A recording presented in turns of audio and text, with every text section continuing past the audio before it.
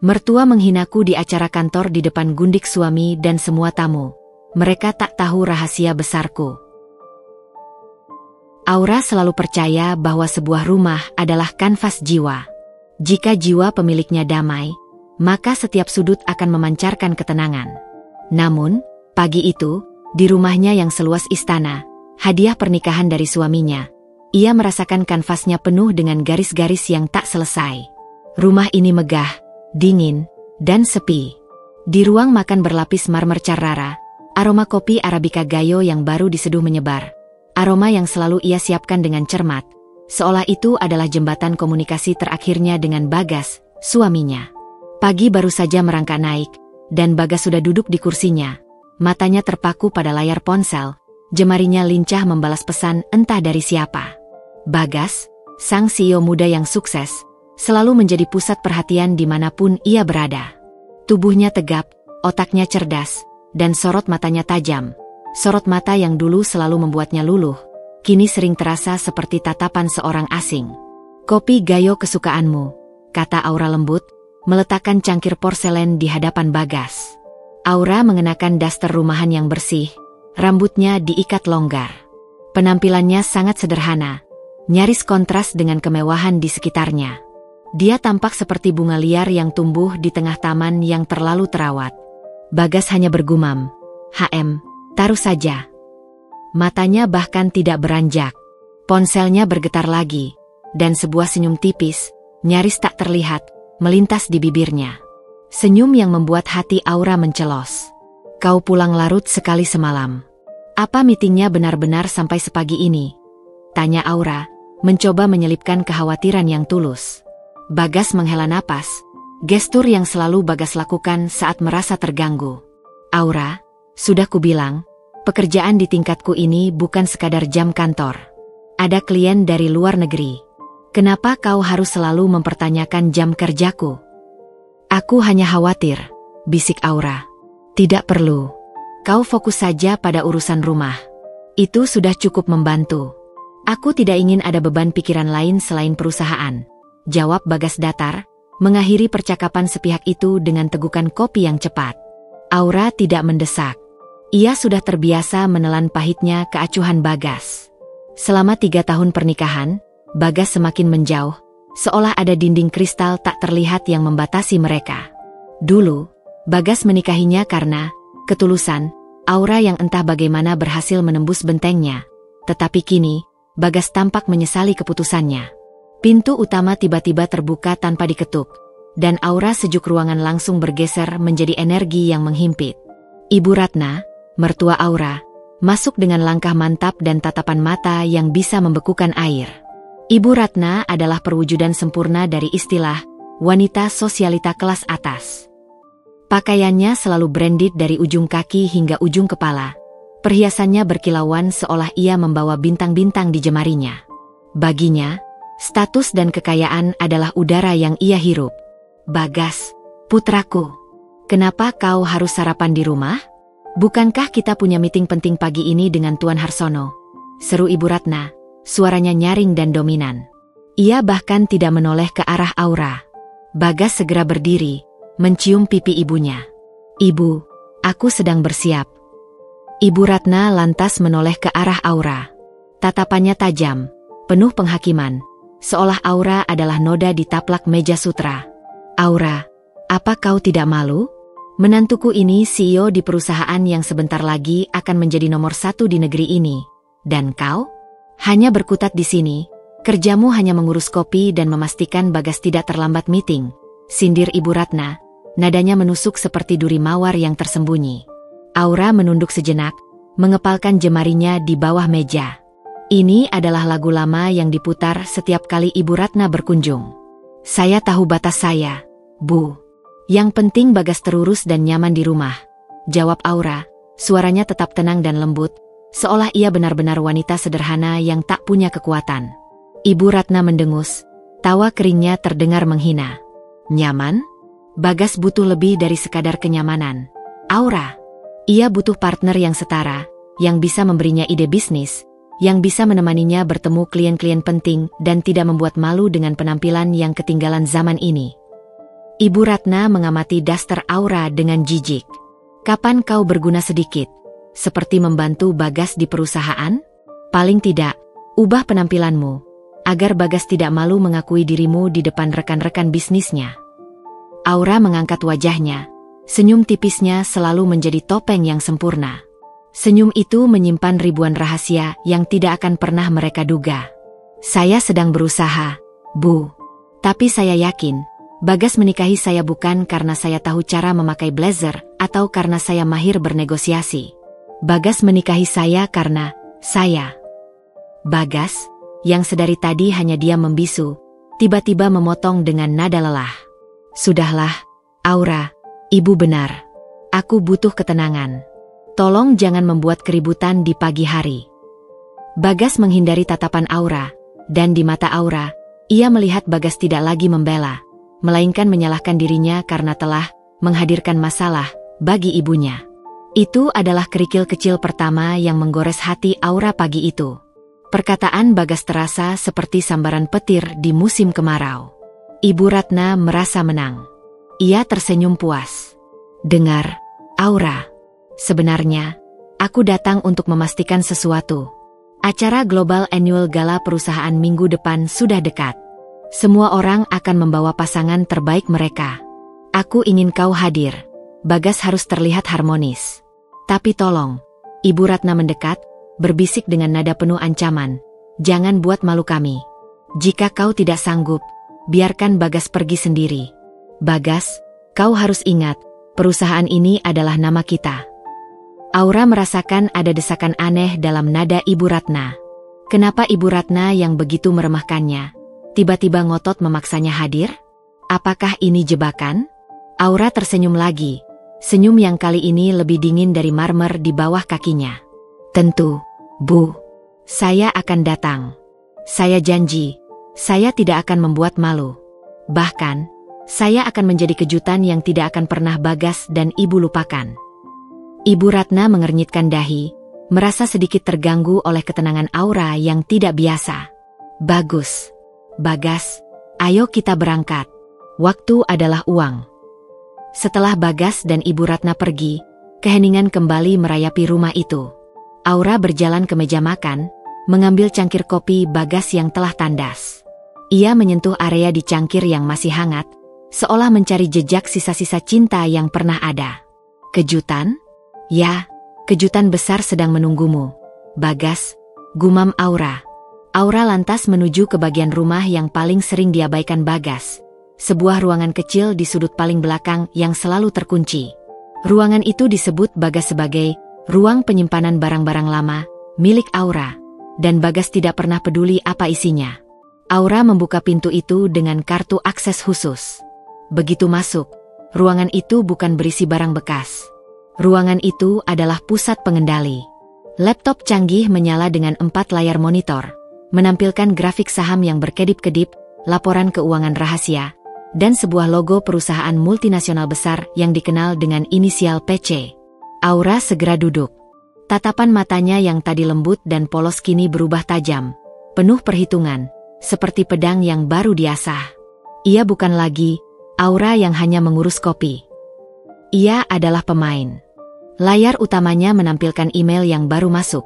Subjeknya, finalisasi akuisisi 51% saham PT Adi Jaya, perusahaan Bagas, malam gala. Ia menggerakkan mouse dengan pasti. Suaranya di telepon berubah, penuh otoritas. Ya, Pak Edward. Semua sudah sesuai rencana. Pastikan semua dokumen legal disiapkan. Saya ingin presentasi pergantian struktur kepemilikan saham dilakukan tepat setelah pidato sambutan malam gala nanti. Kita tidak perlu terburu-buru. Saya ingin Bagas dan ibunya menikmati setiap detik dari kekalahan mereka. Karena mereka tak tahu wanita yang mereka hina ini adalah bos besar di belakang layar yang telah lama memegang kendali atas nasib perusahaan mereka. Di luar jendela, matahari sudah bersinar penuh. Aroma kopi pagi yang tenang telah berganti menjadi aroma ketegasan dan pembalasan yang manis. Aura tidak hanya menyiapkan kopi pagi, ia sedang menyiapkan panggung untuk klimaks yang akan mengguncang dunia Bagas dan Ibu Ratna. Ruangan di sudut belakang rumah, yang oleh Bagas dicap sebagai gudang barang rongsokan, kini menjadi medan perang sejati bagi Aura. 5 hari berlalu sejak pagi dingin di meja makan itu, dan setiap detik ia habiskan untuk memperkuat cengkeramannya pada PT Adi Jaya. Angka-angka di layar monitor berkedip tanpa henti, mewakili jutaan dolar dan takdir perusahaan. Aura, sang wanita yang Bagas kira hanya tahu resep masakan, sedang memfinalisasi langkah-langkah hukum dan investasi yang sangat kompleks. Namun, fokusnya yang setajam pisau bedah itu sesekali terpotong oleh dinding kristal kecurigaan yang semakin tebal. Bagas memang semakin jauh. Fisiknya ada di rumah, tetapi jiwanya melayang entah kemana. Malam itu, pukul 11. Hujan deras mengguyur kota, menciptakan melodi muram di atap. Aura menunggu di ruang keluarga, ditemani cangkir teh kamomil yang dingin. Ia tidak lagi duduk termangu, ia membaca laporan keuangan dan data due diligence perusahaan suaminya. Pintu garasi terbuka, dan tak lama kemudian, Bagas muncul. Wajahnya terlihat lelah, bukan lelah karena bekerja keras, melainkan lelah karena menyimpan rahasia. Baru pulang? Sapa Aura, nadanya santai, namun matanya mengamati dengan teliti. Bagas terlonjak sedikit, seolah terkejut melihat Aura masih terjaga. Ya, tentu saja. Pekerjaan. Klien mendadak minta pertemuan larut malam. Kau tahu, klien penting dari Singapura. Tentu, aku tahu, kata Aura, bangkit mendekat. Tapi sepertinya klienmu itu sangat menyukai aroma yang manis dan segar. Bagas menegang. Apa maksudmu? Aura menunjuk kerah ke meja Bagas. Parfum ini. Wanginya seperti peony dan lice. Sangat feminin. Apakah klien penting dari Singapura itu seorang wanita yang sangat menyukai wewangian ini? Bagas segera menepis tangan Aura dan memundurkan langkah. Jangan mengada-ada, Aura. Mungkin itu parfum salah satu staf di ruang rapat. Kenapa kau jadi sensitif begini? Kau meragukanku. Nada Bagas meninggi, defensif. Aura melihat pantulan rasa bersalah di mata suaminya, secepat kilat. Aku tidak meragukanmu, Bagas. Aku hanya bertanya. Bukankah suami istri berhak tahu dengan siapa pasangannya menghabiskan waktu sampai larut malam? Aura menatap lurus ke mata Bagas. Bau keringat dan bau kertas adalah aroma yang wajar bagi CEO. Tapi ini aroma kemewahan yang palsu. Cukup, Aura. Bagas membentak. Aku lelah.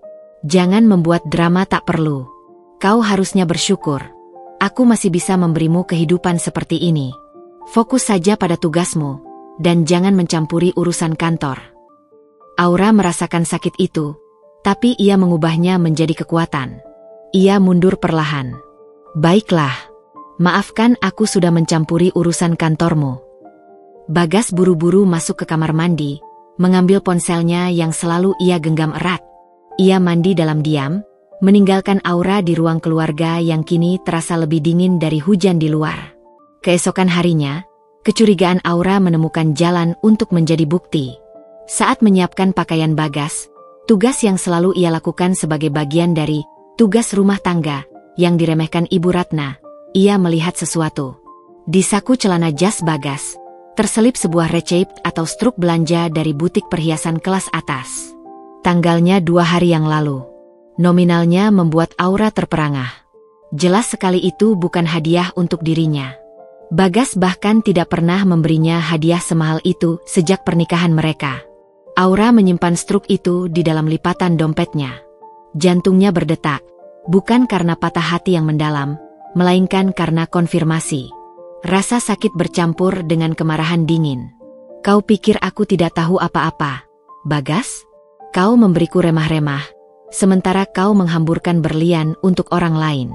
Baiklah, aku akan memainkan peran yang kau berikan padaku, gumamnya, suaranya selembut desiran angin, namun mengandung janji keras.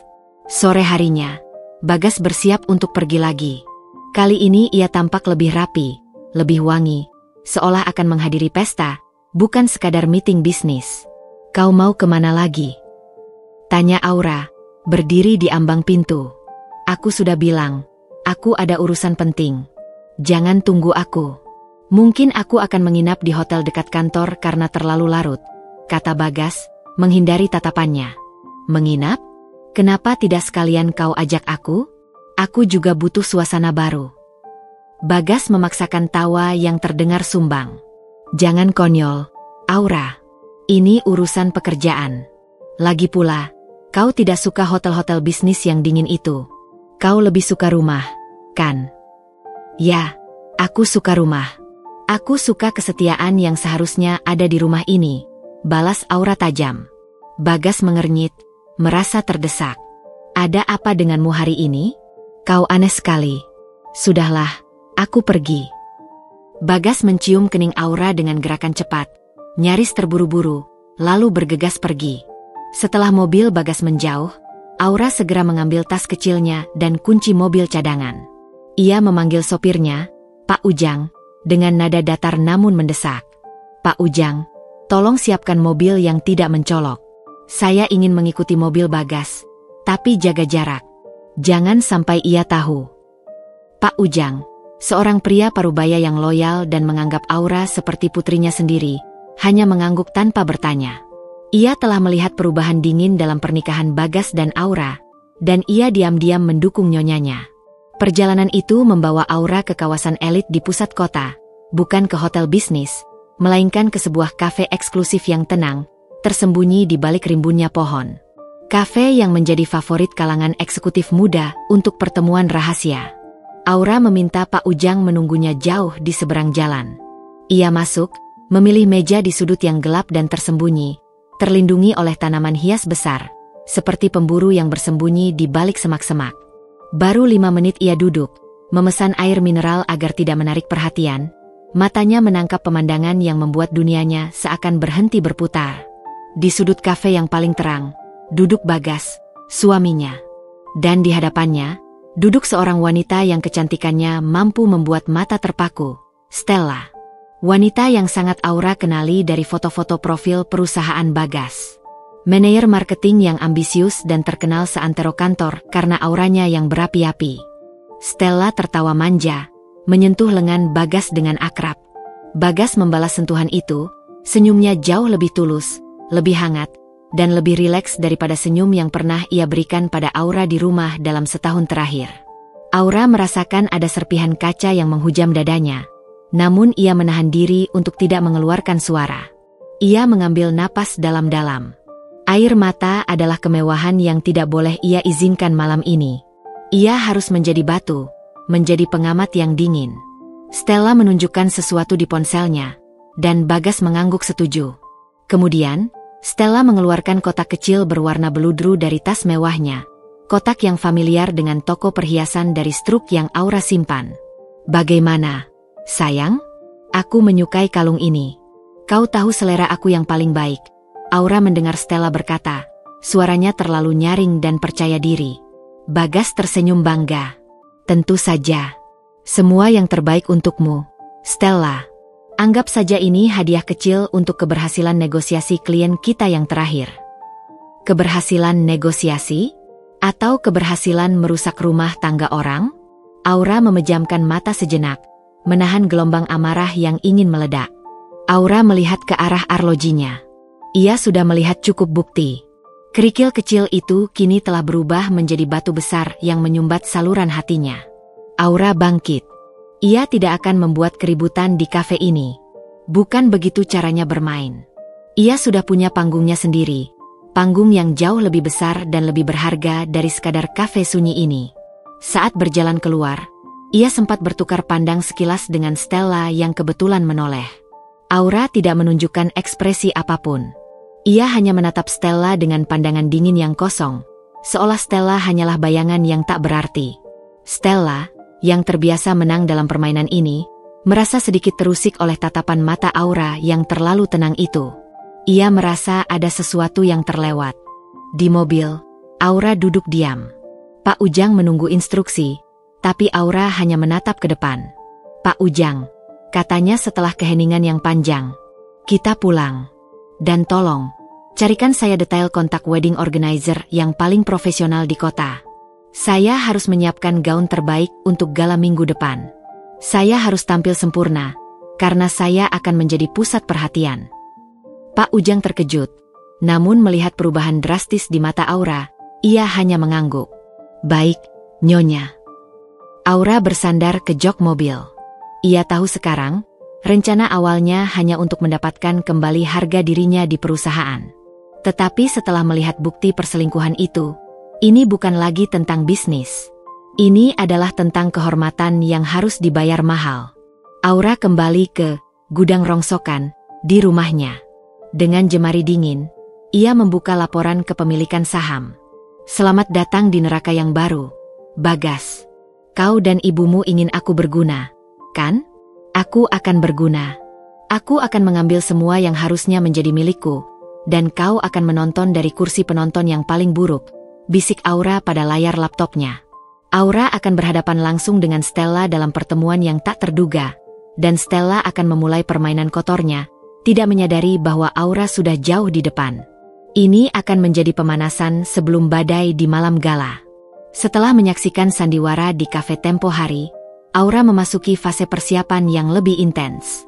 Malam-malamnya dihabiskan dalam keheningan, ruang kontrol, mengatur setiap kepingan catur dari rencana besarnya. Dia bukan hanya memastikan akuisisi saham berjalan mulus, tetapi juga menyusun strategi untuk menghadapi dampak sosial dan media dari kehancuran yang akan ia ciptakan. Gaun untuk malam gala sudah dipesan, bukan gaun mahal, tapi gaun yang dirancang khusus untuk memproyeksikan kekuatan yang tenang.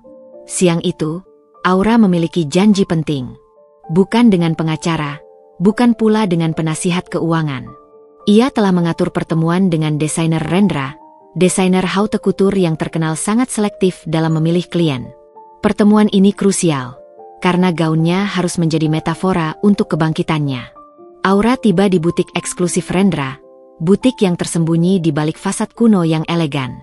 Ia mengenakan pakaian kasual, tetapi kali ini, ia memilih bahan-bahan berkualitas tinggi, memadukan kesederhanaan dengan sentuhan kemewahan yang tersembunyi.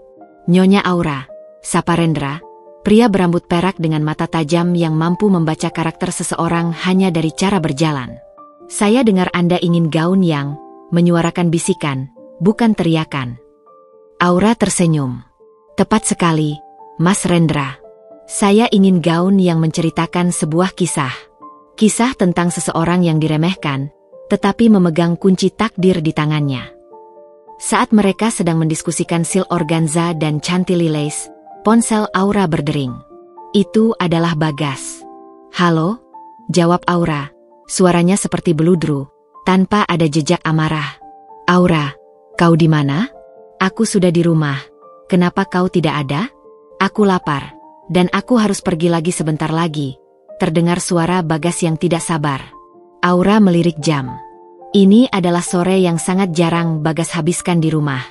Jelas sekali ia hanya mampir di sela-sela janji yang lain. Aku sedang di luar sebentar. Kalau kau lapar, di kulkas ada makanan yang sudah kupanaskan. Kau bisa memakannya sendiri, Bagas. Kenapa tidak kau siapkan saja? Bukankah itu memang tugasmu? Nada Bagas terdengar menuntut. Aura menarik napas, senyumnya tetap terjaga, meski hatinya terasa seperti es. Tugasku hari ini sedikit lebih banyak daripada menyiapkan makan siang. Bagas, makanlah. Aku akan pulang sebentar lagi.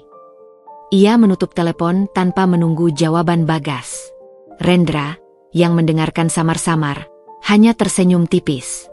Ia tahu, ada drama yang lebih besar dari mode sedang dimainkan di depan matanya. Bagaimana, Nyonya Aura? Kita kembali ke urusan desain, tanya Rendra. Tentu, jawab Aura, pandangannya kembali fokus. Saat itu juga, pintu butik terbuka. Lonceng kecil di atas pintu berdentang nyaring. Masuklah seorang wanita dengan aura yang luar biasa. Gaunnya ketat, make-upnya sempurna, dan aromanya memenuhi ruangan. Aroma yang sama persis dengan yang Bagas bawa pulang. Stella. Stella masuk sambil berbicara lantang di telepon, seolah butik itu adalah panggung pribadinya. Ia datang bersama seorang teman yang ia sebut asisten pribadi. Ya, katakan pada klien itu, kalau aku tidak punya waktu untuk meeting remeh seperti itu. Aku harus mencari gaun yang paling mematikan untuk gala minggu depan. Gaun yang akan membuat semua wanita di sana iri, Dan semua pria ya, tahu sendiri. Tawa Stella berderai, tawa yang menusuk telinga Aura. Stella menutup telepon, matanya berkeliling mencari Rendra. Tapi pandangannya justru berhenti pada Aura. Stella terkejut, namun dengan cepat mengubahnya menjadi senyum sinis yang dibuat-buat. Ia berjalan mendekat, tumitnya beradu dengan lantai marmer. Wah, lihat siapa ini? Nyonya Bagas. Aku tidak menyangka kita akan bertemu di tempat seperti ini, sapa Stella, nadanya penuh dengan makna tersembunyi. Aku kira selera Anda lebih ke butik di pasar grosir. Aura mendongak, matanya bertemu dengan Stella. Senyumnya lebih tenang, lebih dewasa, dan entah mengapa, membuat Stella merasa sedikit tidak nyaman. Nona Stella, saya juga tidak menyangka. Bukankah wanita sekelas Anda seharusnya sibuk dengan meeting yang jauh lebih penting daripada mencari gaun? Balas Aura, kata-katanya setenang dan sedingin salju di puncak gunung. Stella tertawa, tawa yang meremehkan. Tentu saja. Tapi gala ini sangat penting, Nyonya. Ini acara perusahaan suami saya. Saya harus tampil maksimal, bukan?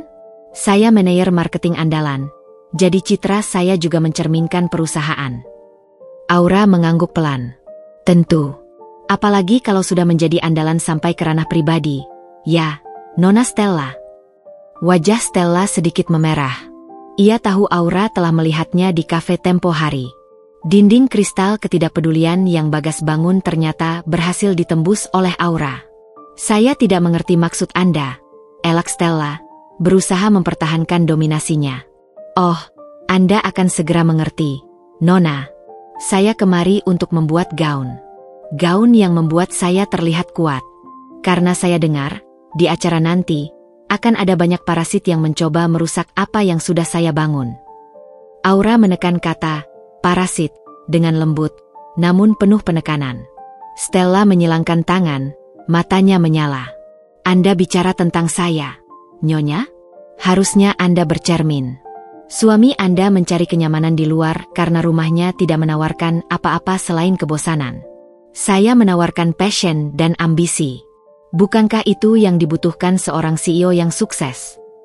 Passion? Atau ambisi untuk merampas? Saya rasa CEO yang sukses seharusnya mencari partner yang setia, Nona Stella. Bukan simpanan yang hanya mencari untung dari koneksi suaminya. Jawab Aura, suaranya masih stabil, namun mengandung kekuatan badai yang tertahan. Stella merasa terhina. Ia mendekat, mencondongkan tubuhnya ke arah Aura. Dengar, wanita polos. Bagas sudah lama tidak mencintaimu. Dia hanya bersamamu karena desakan ibunya, dan mungkin karena kasihan. Kau tidak tahu apa-apa tentang bisnisnya, atau perasaannya yang sebenarnya. Aku sudah memberitahu Bagas untuk menceraikanmu, tapi dia belum berani karena takut pada ibunya. Kau itu hanya hambatan. Aura tersenyum. Senyum itu tidak menjangkau matanya. Hambatan? Menarik. Jika saya hanyalah hambatan, kenapa Anda repot-repot datang ke sini untuk mengancam saya? Seharusnya Anda fokus pada bagaimana membuat gaun Anda bisa menutupi semua kebohongan yang Anda lakukan, Nona Stella.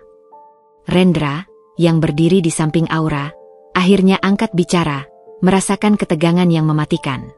Permisi, Nona Stella. Jika Anda tidak memiliki janji, butik ini melayani klien secara eksklusif. Nyonya Aura sedang dalam proses penting. Stella mendengus. Ia melirik Aura dengan tatapan penuh ancaman. Baiklah, tapi Anda dengar baik-baik, Nyonya Aura. Di malam gala nanti, semua orang akan tahu siapa yang paling pantas mendampingi Bagas. Dan itu bukan Anda. Bersiaplah untuk penghinaan di depan umum. Saya sudah mengatur semuanya. Oh, saya sangat siap, Nona Stella. Balas Aura, bangkit berdiri, tinggi badannya sedikit di bawah Stella. Namun auranya membuat Stella mundur selangkah. Karena di malam gala itu, bukan hanya Anda yang akan membuat pengumuman. Saya juga.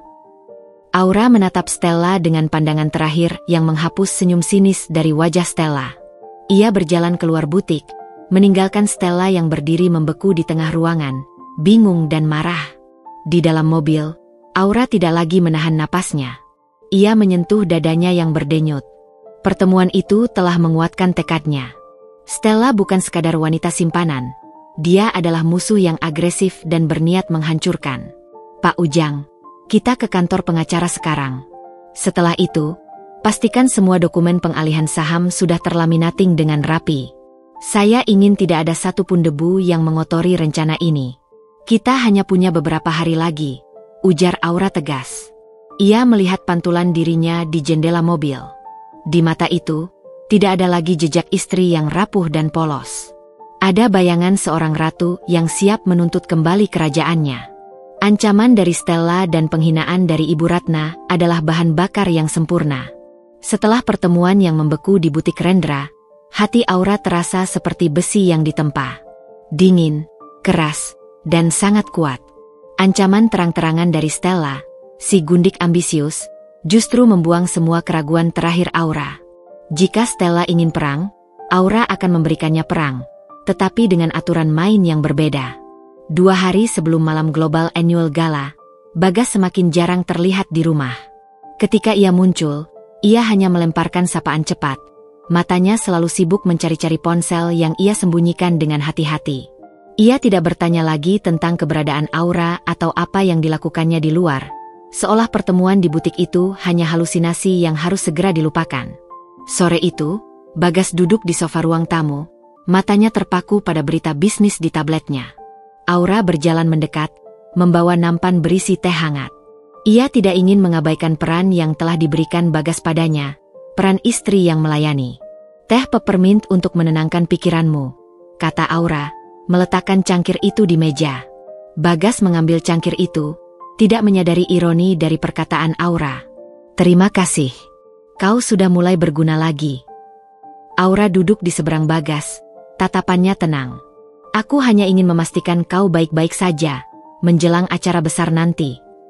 Bagas menghela napas lelah. Aku tidak tahu mengapa ibu sangat ngotot ingin kau datang.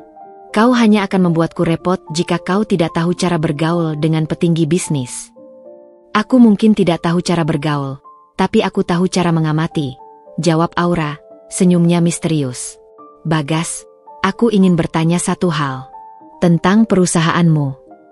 Bagas mengangkat alis, nada sinis. Kau mau bertanya tentang apa? Laporan keuangan? Investor? Kau tidak akan mengerti, Aura. Aku hanya penasaran. Akhir-akhir ini aku mendengar banyak bisikan dari supir dan petugas keamanan di luar sana. Mereka bilang perusahaanmu sedang mengalami guncangan internal. Benarkah? Tanya Aura, suaranya polos, seolah ia hanya mengulang gosip murahan. Bagas tampak terkejut. Wajahnya sedikit memucat. Jaga mulutmu. Siapa yang menyebarkan omong kosong itu? Perusahaan baik-baik saja. Itu hanya kabar burung dari pesaing yang iri. Aku sedang mengendalikan semuanya. Kami akan segera mendapat suntikan dana besar dari investor rahasia yang akan membuat perusahaan kita meroket. Oh, investor rahasia? Siapa dia? Aku penasaran sekali dengan sosok pahlawan itu, desak Aura dengan nada penasaran yang dibuat-buat. Bagas meneguk tehnya dengan cepat. Kau tidak perlu tahu. Itu rahasia perusahaan yang sangat dijaga. Yang jelas, dia adalah orang yang sangat berpengaruh dan cerdas. Dia melihat potensi yang tidak dilihat orang lain. Aku hampir menyelesaikan kesepakatan dengannya. Aura memiringkan kepalanya sedikit. Semoga saja. Karena aku tidak ingin melihatmu jatuh, Bagas. Aku tidak ingin melihat perusahaan yang kau bangun, bersama kerja keras dan ketulusan para stafmu, hancur hanya karena kesalahan kecil yang tidak disadari. Kalimat Aura seperti pedang yang dibungkus sutra. Bagas tidak menyadari kedalaman peringatan itu. Ia hanya melihatnya sebagai kekhawatiran istri bodoh. Aku tahu apa yang aku lakukan, Aura. Jangan terlalu banyak membaca novel detektif. Kau tidak akan mengerti rumitnya dunia bisnis. Sekarang, tinggalkan aku. Aku harus memeriksa data penting ini. Bagas kembali menatap tabletnya, segera mengabaikan Aura. Aura berdiri, senyumnya menghilang begitu ia berbalik. Suntikan dana besar? Investor rahasia? Bagas bahkan tidak menyadari bahwa ia telah bernegosiasi secara langsung dengan Aura, si pemilik perusahaan induk Phoenix Corp, melalui pengacara dan proksi yang sangat ia percayai, Edward. Aura kembali ke ruang kontrolnya. Di sana, Edward sudah menunggu melalui panggilan video. Wajahnya yang kaku dan profesional terlihat lega.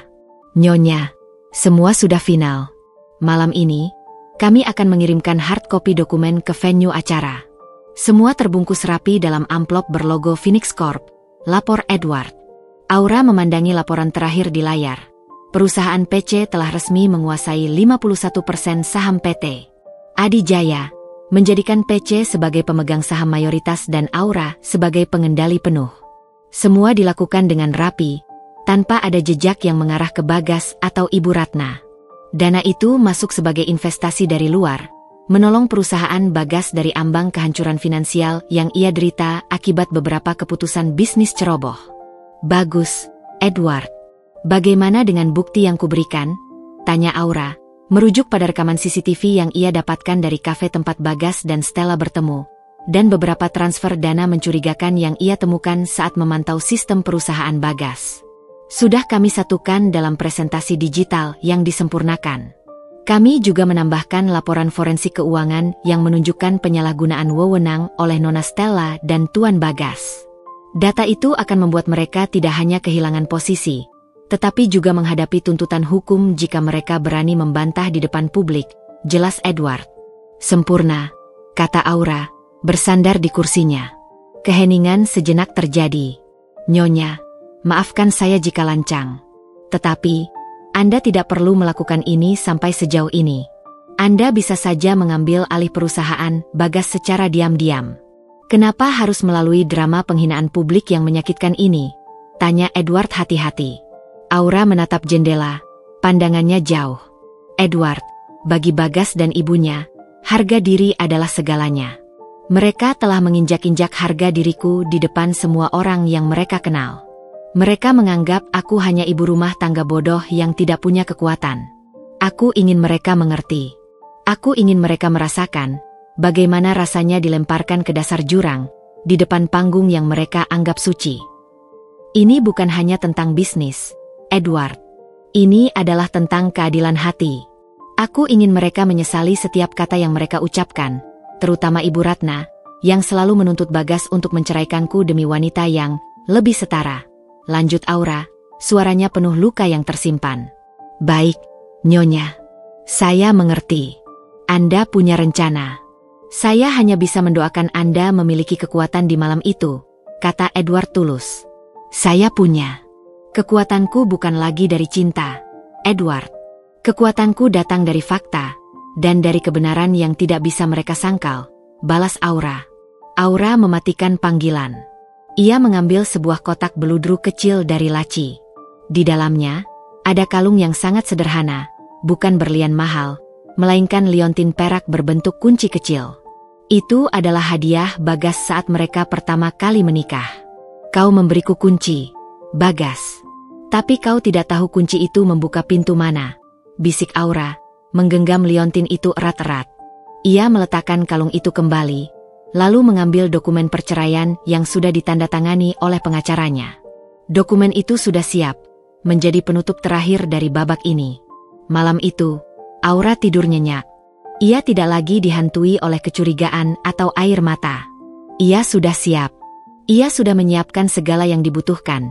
Gaun yang melambangkan kekuatan tersembunyi, dokumen legal yang tidak terbantahkan, bukti perselingkuhan yang tidak bisa disangkal, dan yang paling penting, sebuah hati yang telah disembuhkan oleh tekad baja.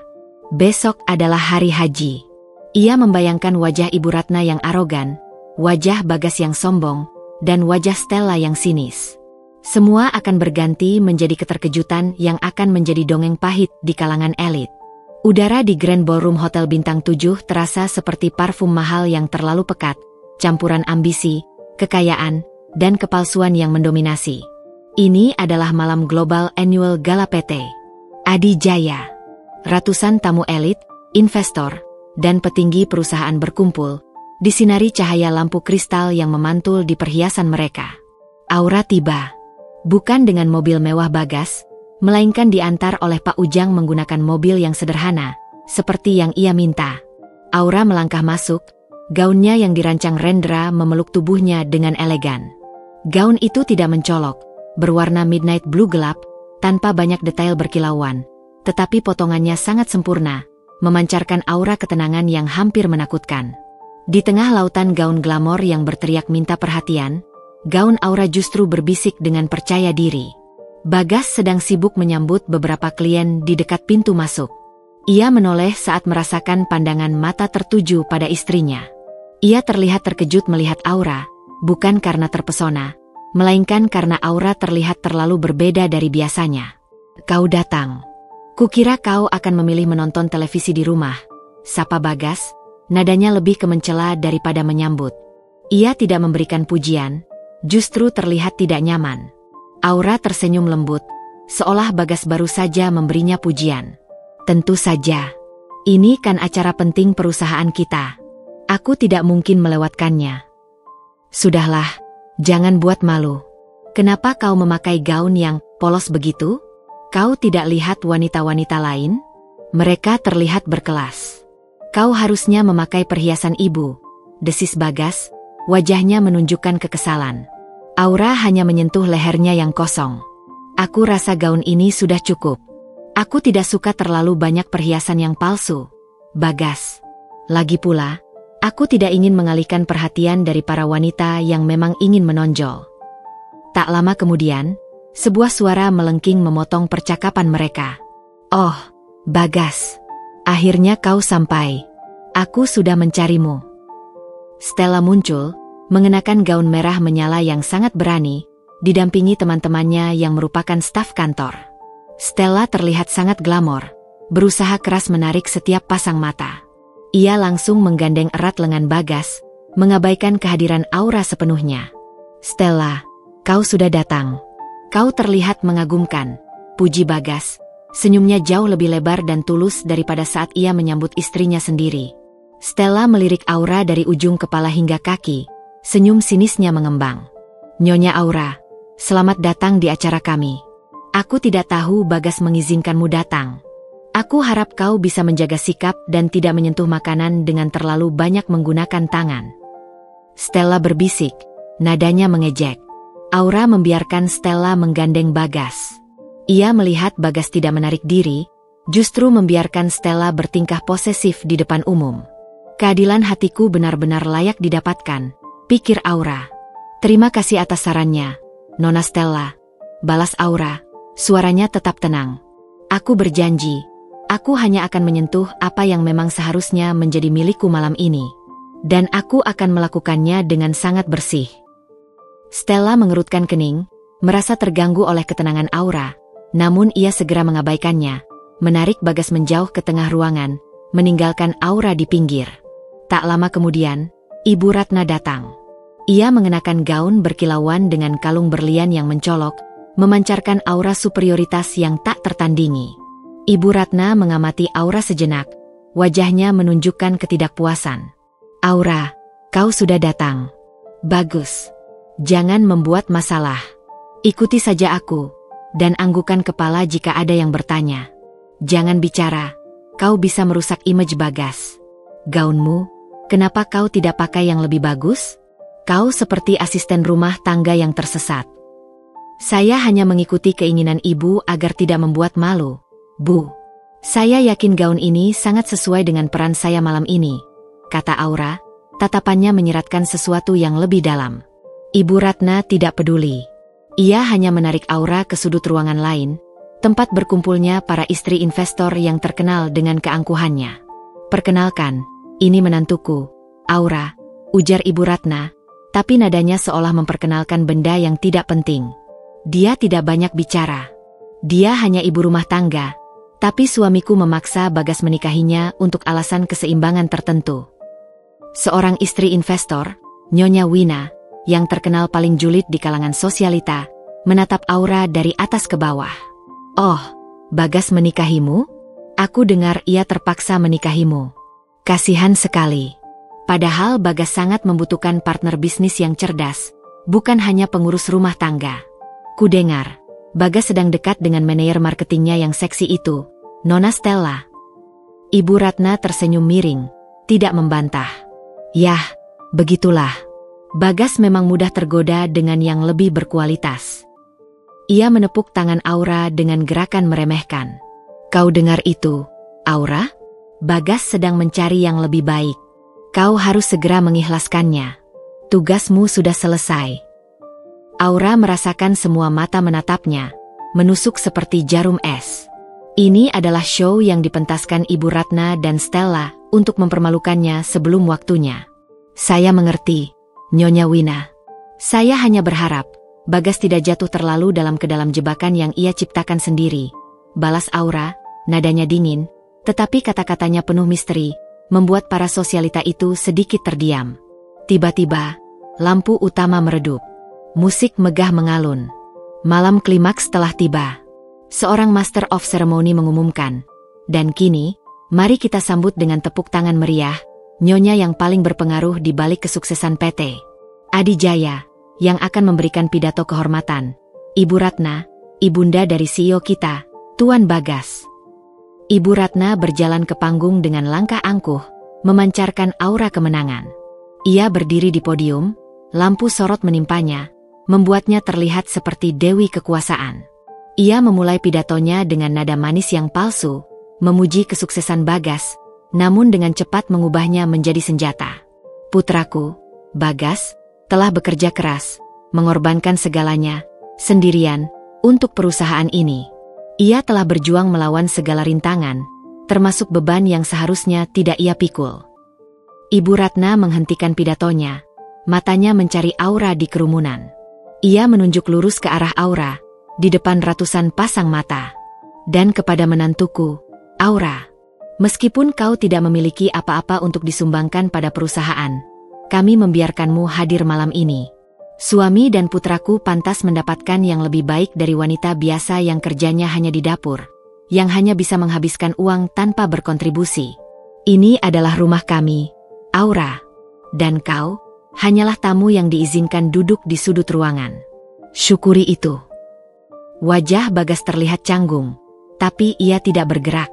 Stella, yang berdiri di barisan depan, tersenyum lebar, merasa bahwa ia telah memenangkan pertempuran sebelum perang dimulai. Penghinaan itu menusuk, bukan hanya telinga Aura, tetapi juga harga dirinya yang paling dalam. Semua orang menoleh padanya, sebagian kasihan, sebagian besar mencibir. Namun, di tengah penghinaan yang membakar itu, Aura tidak menangis. Ia tersenyum. Senyum kemenangan yang dingin. Ia perlahan melangkah maju, melewati kerumunan yang terdiam. Gaun midnight blue-nya terlihat seperti bayangan yang bergerak di tengah cahaya. Aura terus berjalan, matanya tertuju pada Bagas dan Ibu Ratna. Wajah Bagas menunjukkan ketakutan. Ia tahu ia sudah melampaui batas.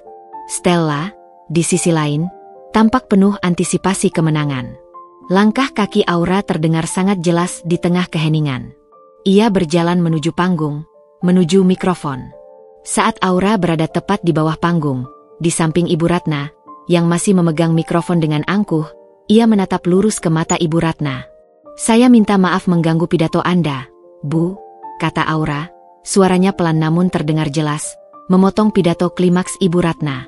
Tiba-tiba, lampu utama ruangan meredup, meninggalkan hanya lampu sorot di panggung. Dan di layar besar di belakang panggung, yang seharusnya menampilkan logo perusahaan, mendadak menyala terang dengan warna logo yang sama sekali berbeda.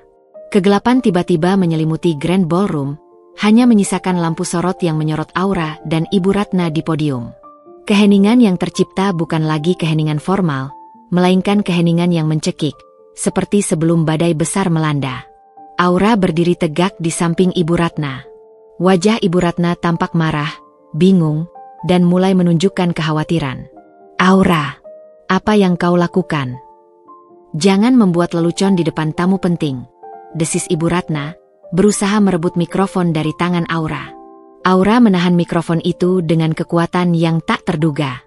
Matanya yang biasanya lembut kini memancarkan cahaya yang dingin dan tak terbantahkan. "Saya minta maaf mengganggu pidato Anda, Bu," ulang Aura. Suaranya kini diperkuat oleh sistem suara ruangan, terdengar jelas dan berwibawa di setiap sudut. "Tapi sebelum kita bicara tentang sumbangan pada perusahaan, izinkan saya memberi sebuah presentasi pribadi. Sebuah presentasi yang jauh lebih relevan daripada pidato yang baru saja kita dengarkan." Di belakang panggung, layar besar yang tadinya gelap tiba-tiba menyala terang. Di dalamnya, tidak ada grafik bisnis atau logo perusahaan. Yang muncul adalah rekaman video yang sangat jelas, diambil dari sudut pandang tersembunyi. Isi video itu adalah Bagas dan Stella di kafe, saat mereka bertukar hadiah perhiasan dan ciuman yang terlalu mesra. Seketika, bisikan-bisikan tertahan berubah menjadi gemuruh kaget.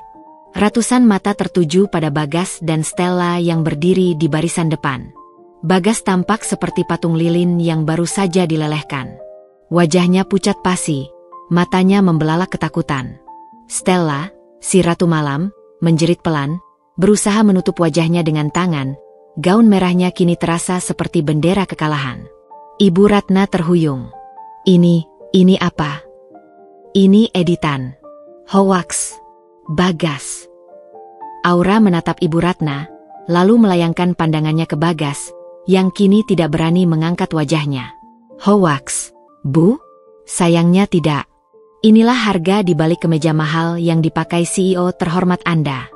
Harga sebuah ketidaksetiaan, harga sebuah pengkhianatan, kata Aura, suaranya tenang, tetapi setiap katanya adalah palu godam. Layar berganti. Video CCTV di kafe berganti dengan tangkapan layar transfer dana bank. Terlihat transfer-transfer besar dari akun Bagas ke rekening pribadi Stella, ditandai dengan keterangan, biaya marketing mendesak, atau bonus kinerja khusus.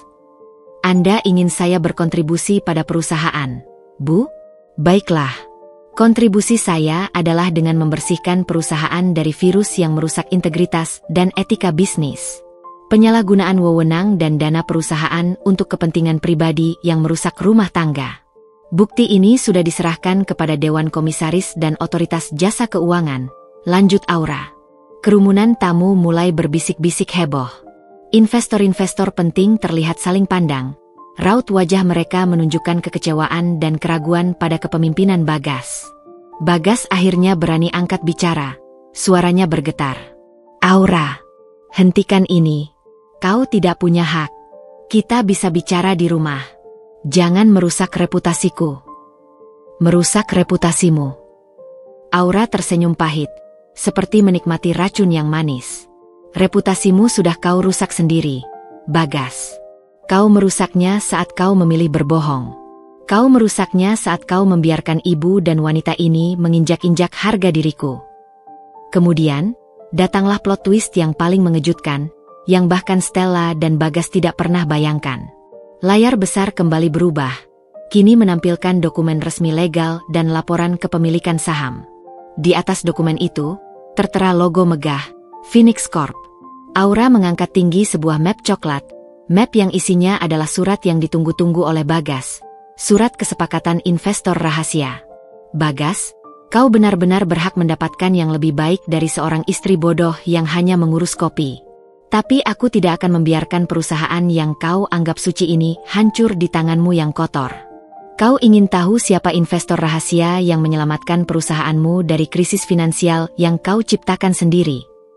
Aura melirik ke arah pintu. Edward, pengacara terpercaya Aura, masuk dengan 2 penjaga keamanan, membawa surat-surat resmi. Edward, tolong bacakan poin penting di depan semua tamu terhormat ini. Perintah Aura, suaranya penuh perintah. Edward berdiri di samping panggung, suaranya menggema.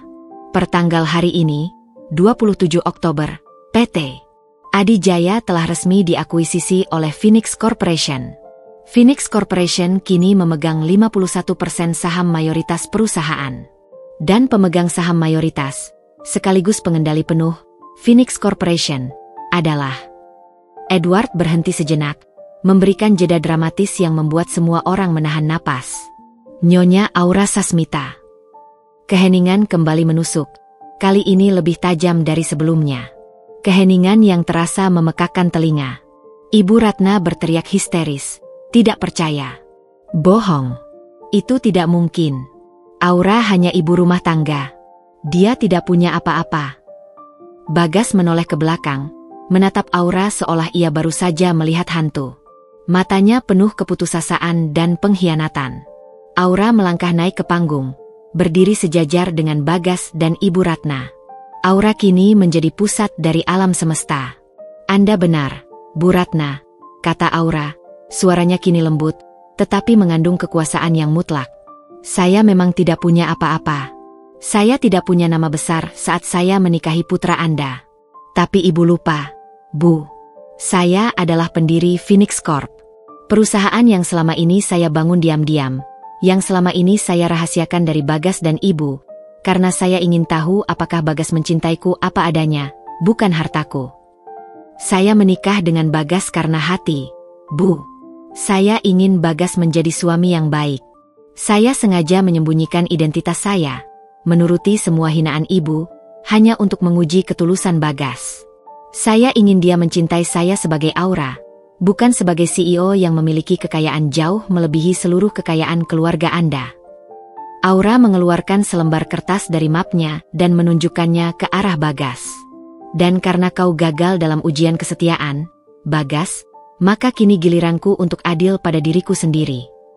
Sebagai pemegang saham mayoritas, kata Aura, suaranya kini kembali tajam dan profesional. Saya tidak bisa membiarkan CEO yang terbukti menyalahgunakan dana perusahaan dan merusak citra publik perusahaan ini tetap menjabat. Saya meminta Anda, Bagas Setio, untuk segera mengundurkan diri dari jabatan CEO PT Adijaya, terhitung detik ini. Wajah Bagas berubah menjadi abu-abu. Aura, tolong, jangan lakukan ini. Aku minta maaf. Aku salah. Aku tidak tahu kau. Kau benar, kau tidak tahu. Kau hanya melihat daster dan kopi yang kusiapkan. Kau tidak melihat otak dan kerja kerasku.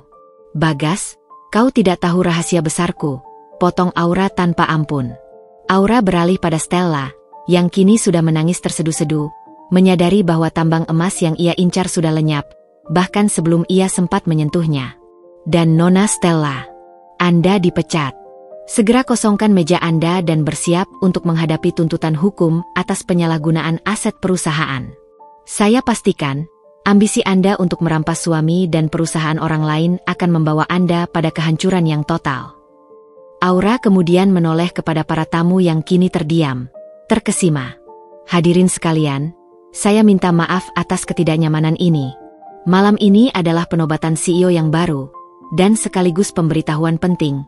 PT Adijaya sekarang berada di bawah kendali penuh Phoenix Corporation. Kami berkomitmen untuk menjunjung tinggi integritas, dan kami akan segera membersihkan semua elemen toksik di perusahaan ini. Aura melambaikan tangan. Edward segera berjalan menghampiri Bagas dan Stella. Ibu Ratna terjatuh lemas di panggung. Wajahnya tak lagi angkuh, hanya ada keterkejutan dan penyesalan yang mendalam. Ia baru saja menyadari bahwa ia telah menghina seorang raja yang menyamar. Aura turun dari panggung, tatapannya menyapu Bagas yang kini dipenuhi penyesalan. Ia menyerahkan satu map lagi kepada Bagas, map yang ia siapkan. Isinya adalah surat gugatan cerai. Aku sudah memberimu kesempatan untuk menjadi suami. Sekarang, aku memberimu kesempatan untuk menjadi pria yang lebih baik. Mari kita selesaikan ini, bisik Aura, lalu berjalan menjauh. Langkah kakinya yang tenang kini terdengar seperti lonceng kebebasan yang bergema di ballroom mewah itu. Matahari pagi menyusup malu-malu di balik tirai sutra. Tetapi di rumah mewah yang kini terasa kosong itu, suasana jauh dari damai. Rumah itu terasa seperti lapangan yang baru saja dihantam badai hebat, meninggalkan puing-puing kesombongan dan penyesalan. Aura tidak tidur di rumah itu. Setelah malam gala yang menggemparkan, ia langsung menuju penthouse pribadinya di pusat kota, sebuah properti yang Bagas bahkan tidak tahu keberadaannya. Di sana, ia menyambut pagi sebagai wanita bebas, bukan lagi sebagai istri yang merana. Kopi yang ia seduh sendiri pagi itu terasa paling nikmat, kopi tanpa bau pengkhianatan. Sementara itu, Bagas dan Ibu Ratna baru tiba di rumah setelah menghadapi malam terpanjang dalam hidup mereka. Bagas dipecat di depan umum, kehilangan perusahaan, reputasi, dan harga diri dalam satu tamparan keras. Ibu Ratna harus dilarikan ke ruang istirahat hotel karena syok yang hebat, baru bisa pulang menjelang subuh. Mereka duduk di ruang makan yang sama, tempat Ibu Ratna sering menghina Aura. Tapi kini, tak ada lagi aroma kopi gayo yang disiapkan Aura. Hanya ada keheningan yang mematikan. Ibu Ratna, yang selalu terlihat bak singa betina yang anggun, kini terlihat renta. Perhiasan mahalnya tampak seperti beban. Bagas, jelaskan pada ibu. Ini semua lelucon, kan? Aura, tidak mungkin dia pemilik Phoenix Corp. Itu tidak masuk akal. Bagaimana mungkin dia menyembunyikan ini semua selama ini? Suara Ibu Ratna serak, air matanya sudah kering, digantikan oleh keputusasaan. Bagas menunduk, tangannya mengepal erat di atas meja marmer. Itu nyata, Bu. Pengacara Edward, dia menunjukkan dokumennya. Semua investasi yang selama ini aku kira dari investor rahasia, itu adalah uang Aura. Sejak setahun terakhir, saat perusahaan mulai goyah, dia sudah menyuntikkan dana. Dia sudah menguasai kita, Bu, perlahan-lahan. Kita meremehkan seorang miliuner. Bagas merasakan perih yang tak tertahankan. Bukan hanya karena kehilangan perusahaan, tetapi karena ia menyadari seberapa bodoh dan piciknya ia selama ini. Ia menghina kecerdasan Aura, sementara Aura diam-diam memegang kendali atas seluruh hidupnya. Kau merusak semuanya, teriak Ibu Ratna tiba-tiba, menunjuk Bagas. Kalau saja kau tidak berselingkuh dengan Jalang itu. Kalau saja kau membela istrimu. Dia memberimu segalanya. Kau bodoh, Bagas. Aku juga bodoh. Aku ingin kau menceraikannya untuk wanita yang setara. Dan ternyata dia adalah wanita paling berkuasa yang pernah kita kenal.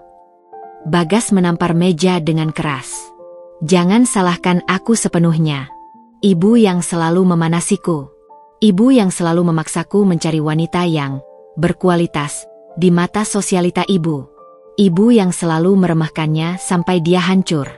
Kalau saja ibu tidak datang ke gala dan menghinanya di depan semua orang, mungkin dia tidak akan melakukan pengumuman itu.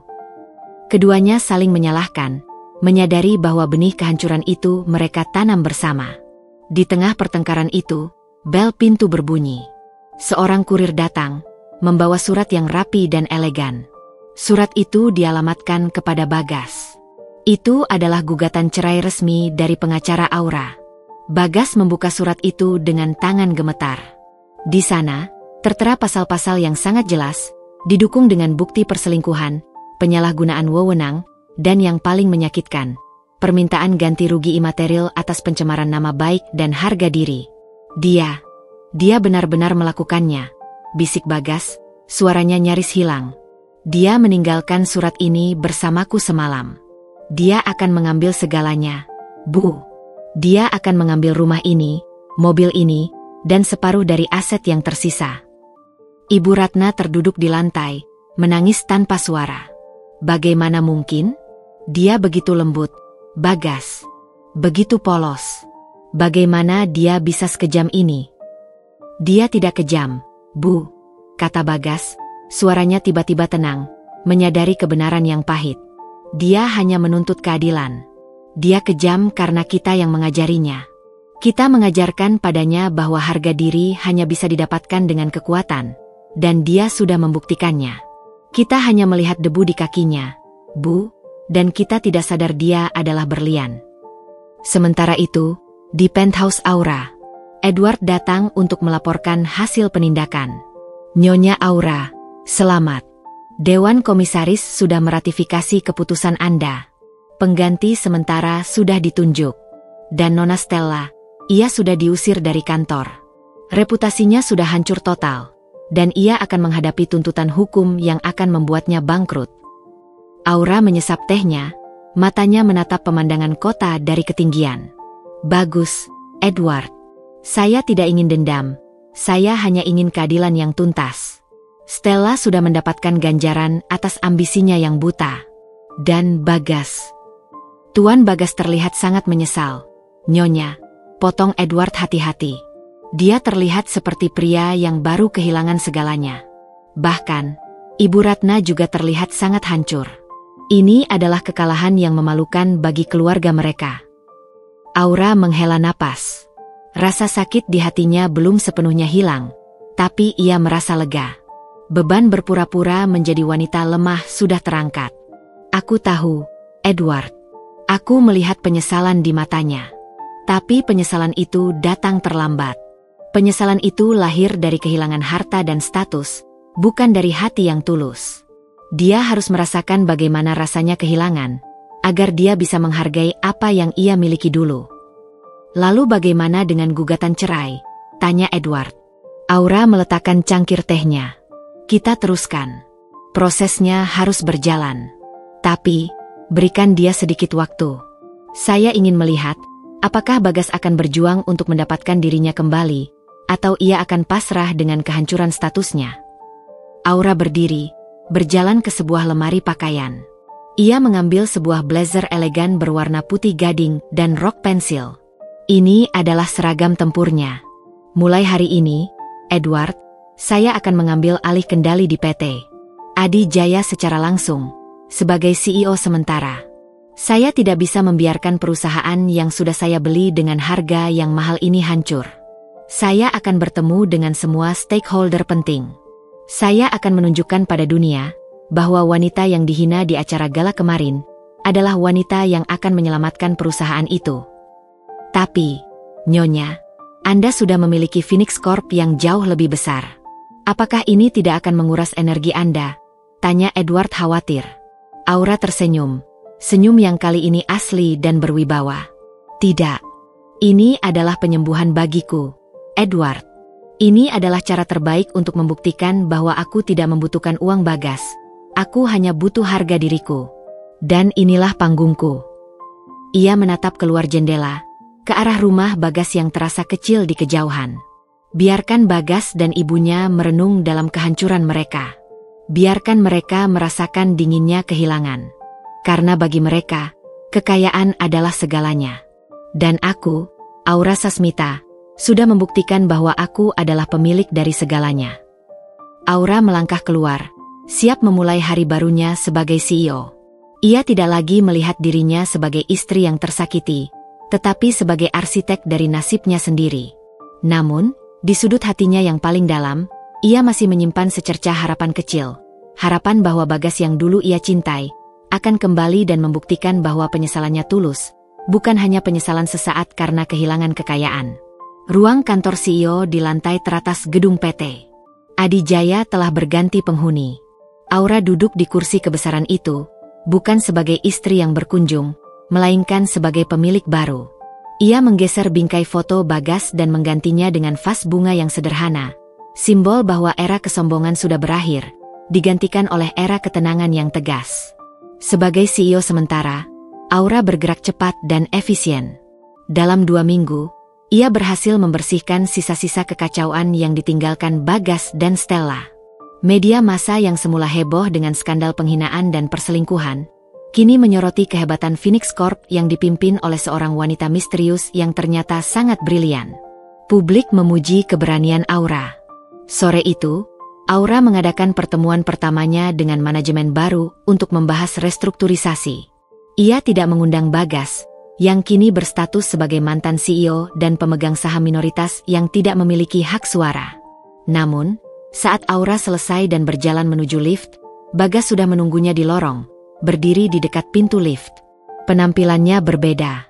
Ia tidak lagi mengenakan jas customade mahal, melainkan kemeja kasual yang terlihat sedikit kusut, seperti pria yang tidur kurang nyenyak selama 2 minggu.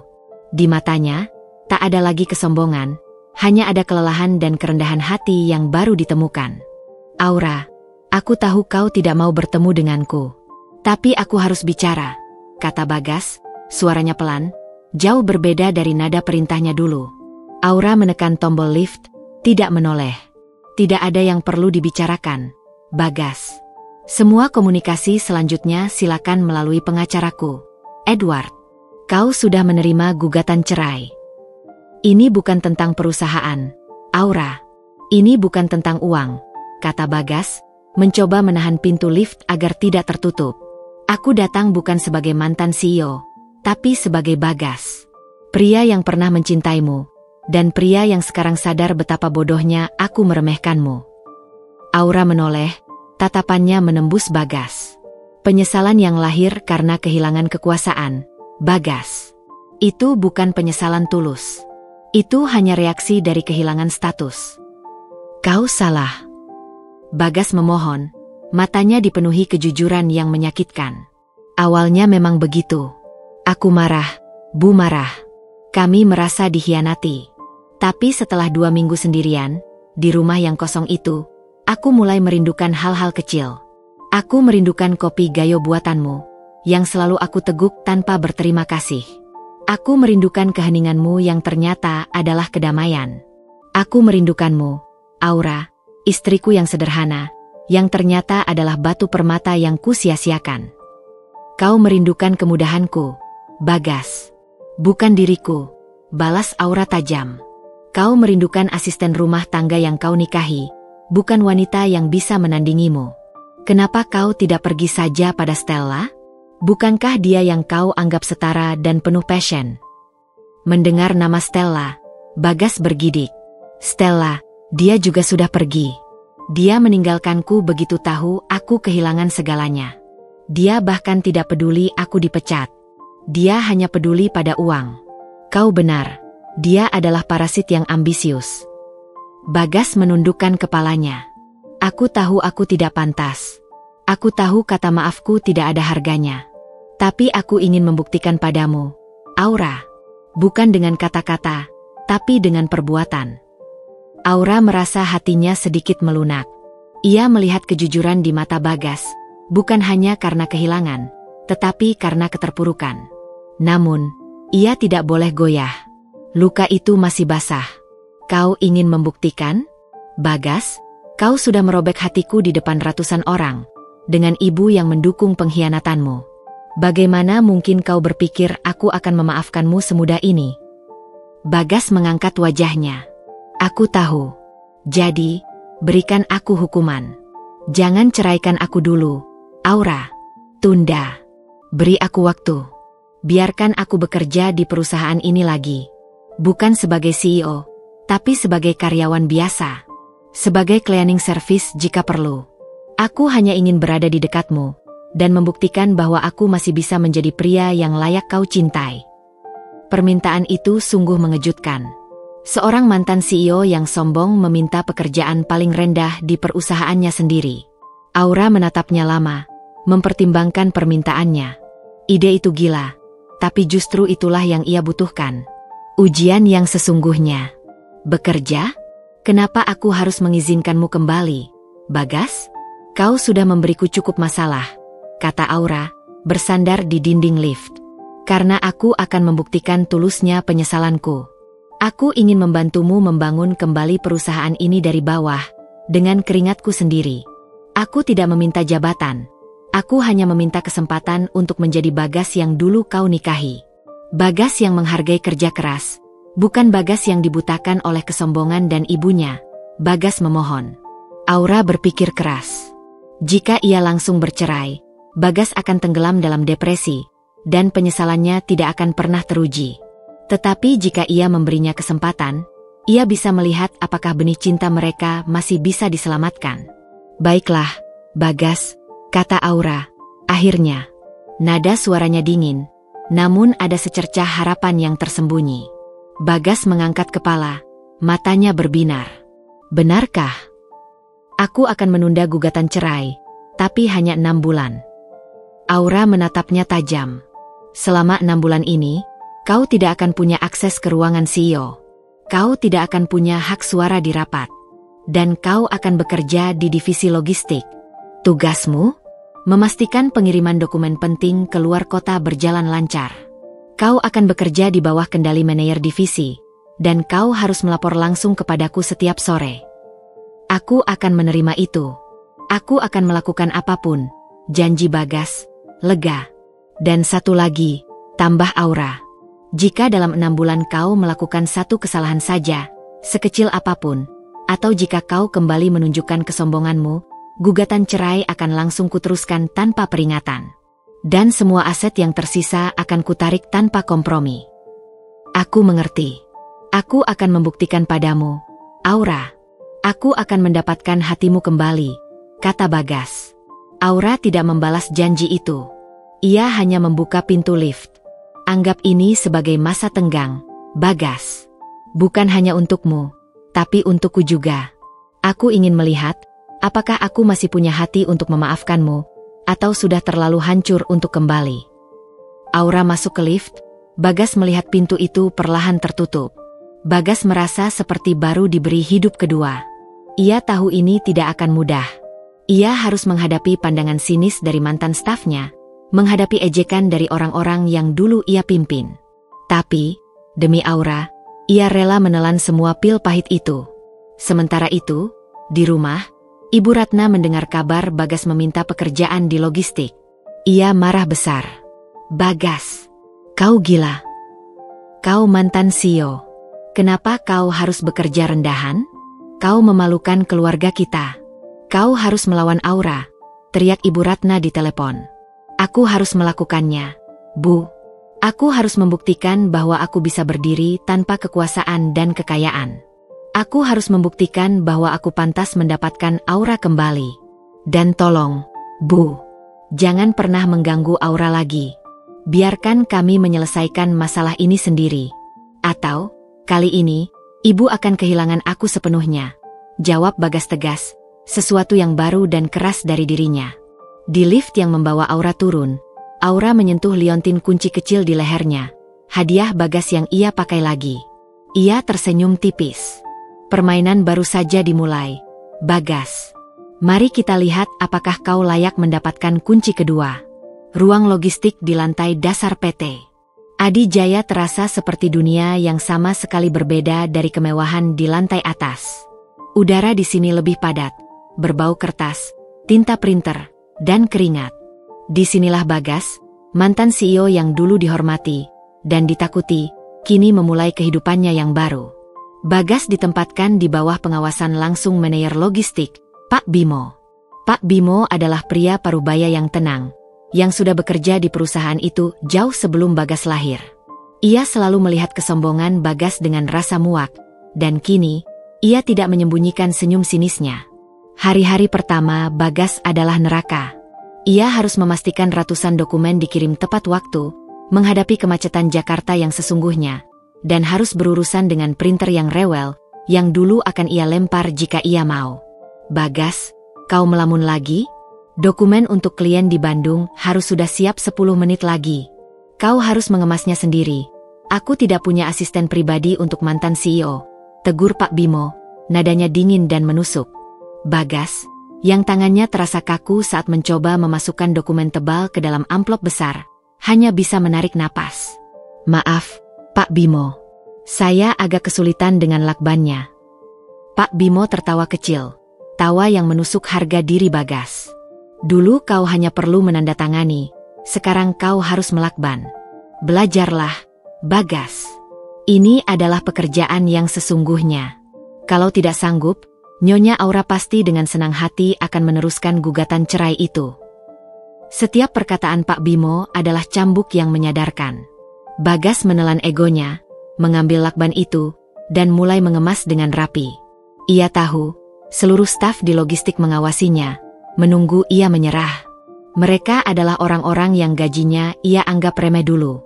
Di lantai atas, Aura mendapatkan laporan harian dari Pak Bimo. Laporan itu selalu objektif. Bagas lambat, Bagas melakukan kesalahan kecil dalam penulisan alamat, tetapi Bagas tidak pernah mengeluh atau menunjukkan kesombongan. Setiap sore, Bagas datang ke kantor Aura. Ia tidak diizinkan masuk ke ruang CEO. Ia hanya diperbolehkan menunggu di ruang tunggu, tempat staf lain biasa menunggu giliran. "Laporan hari ini," kata Bagas, menyerahkan buku catatan yang penuh dengan tulisan tangan. Tangannya terlihat sedikit kotor oleh debu gudang. Aura menerima buku itu, matanya meneliti tulisan tangan Bagas yang dulu sangat jarang ia lihat. Ia membaca detail tentang pengiriman yang tertunda, masalah teknis, dan, yang paling mengejutkan, sebuah paragraf tentang ia yang membantu Office Bow membersihkan tumpahan kopi di gudang. "Kau membantu Office Bow membersihkan tumpahan kopi?" tanya Aura, nadanya datar. Bagas sedikit mengangkat bahu. "Ya. Dulu aku akan memanggil cleaning service, tapi Pak Bimo bilang, kami semua adalah satu tim. Dan, kau tahu, aku jadi ingat, kau selalu membersihkan rumah sendirian dulu. Dan aku tidak pernah membantumu." Aura merasakan ada getaran kecil di hatinya. Itu bukan Bagas yang ia kenal. Bagas yang dulu terlalu sombong bahkan untuk mengambil cangkirnya sendiri. Ini bukan tentang tumpahan kopi, Bagas. Ini tentang bagaimana kau menghargai pekerjaan orang lain. Kau punya 3 bulan lagi untuk membuktikan bahwa perubahanmu tulus, bukan hanya akting, ujar Aura, mengembalikan buku itu. Aku tahu, Aura. Aku tidak meminta belas kasihan. Aku meminta kesempatan untuk membuktikan bahwa aku bisa menjadi pria yang layak. Bukan hanya CEO, balas Bagas. Ia menatap Aura, matanya memancarkan rasa rindu yang tulus. Kau terlihat sangat baik di kursi itu. Cocok dengan gaun yang kau pakai di gala itu. Kau benar-benar Phoenix yang bangkit dari abu. Pujian itu tidak membuat Aura terbang, tapi membuat hatinya menghangat. Ia hanya membalas, terima kasih. Sekarang, kau bisa kembali. Dan jangan lupa, kemejamu kotor di bagian bahu. Bagas mengangguk, lalu berbalik pergi. Ia tidak marah atau membantah. Ia hanya menerima. Sementara Bagas berjuang di kantor, Ibu Ratna juga menjalani masa perenungannya yang menyakitkan. Ia kehilangan lingkaran sosialnya, dan teleponnya tidak pernah berdering lagi, kecuali dari rentenir yang menuntut hutang-hutang lama. Semua orang menghindarinya karena ia terbukti sebagai ibu mertua yang kejam dan telah dipermalukan oleh menantunya sendiri. Ibu Ratna datang ke rumah Bagas, rumah yang kini terasa seperti penjara mewah baginya. Ia menunggu Bagas pulang. Bagas, sampai kapan kau akan melakukan kebodohan ini? Kita harus melawan Aura. Kita harus mencari pengacara lain, jerit Ibu Ratna, frustrasi. Bagas baru pulang, ia terlihat sangat lelah. Ia duduk di sofa, memijat pelipisnya. Aku tidak akan melawan Aura, Bu. Aku akan mendapatkan dia kembali. Dan ini adalah satu-satunya cara. Aura tidak peduli dengan uang, dia peduli dengan hati. Dan aku harus menunjukkan hatiku. Hati? Hati macam apa yang kau tunjukkan dengan menjadi budak di perusahaanmu sendiri? Ibu Ratna menangis. Hati yang menyesal. Bu, aku tidak pernah tahu bagaimana rasanya bekerja keras. Aku tidak pernah tahu bagaimana rasanya diperlakukan tidak adil. Dan sekarang aku tahu, rasanya seperti yang dirasakan Aura selama 3 tahun ini. Aku meremehkan usahanya, Bu. Dan ibu juga, kata Bagas, suaranya tenang, tapi penuh penegasan. Ibu Ratna terdiam. Ia melihat perubahan yang nyata pada putranya. Bagas tidak lagi manja, tidak lagi arogan. Aku minta maaf, Nak, bisik Ibu Ratna. Air matanya menetes, kali ini, air mata tulus dari seorang ibu. Aku terlalu dibutakan oleh status dan harta.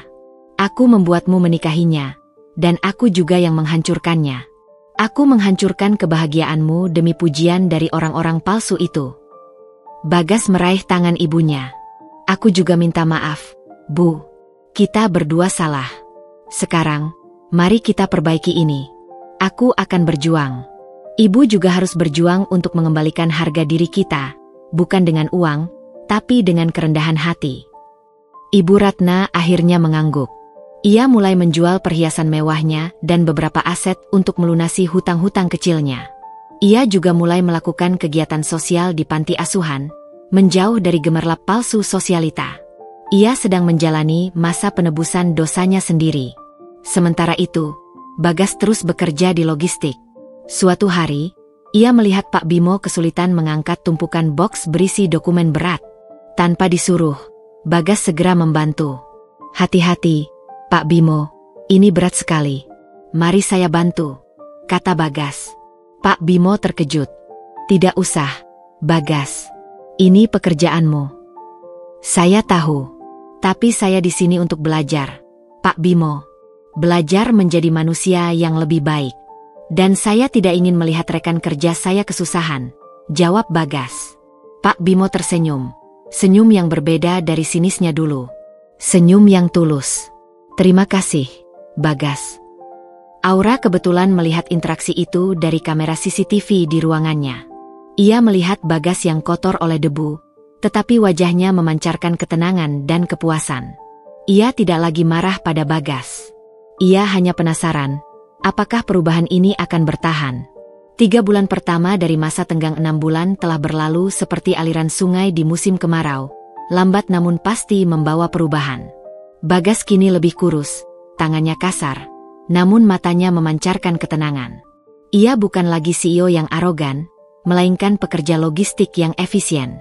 Kerendahan hati yang ia tunjukkan telah memenangkan hati rekan-rekan kerjanya di lantai dasar, termasuk Pak Bimo. Aura, di lantai atas, mengawasi semua ini. Ia telah melihat semua laporan harian dan rekaman CCTV.